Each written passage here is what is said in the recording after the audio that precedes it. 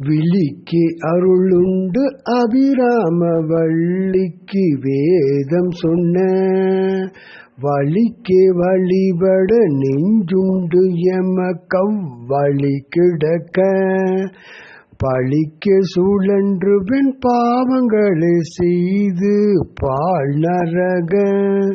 குளிக்கு அழுந்தும் கையவர் தம்மோடென்னை கூட்டினியே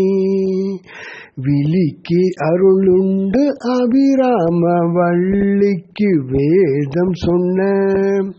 வழிக்கு வழிபட நெஞ்சுண்டு எமக்கம் வழி கிடக்க பழிக்கு சுழன்று வெண் பாவங்களை செய்து பால் நரக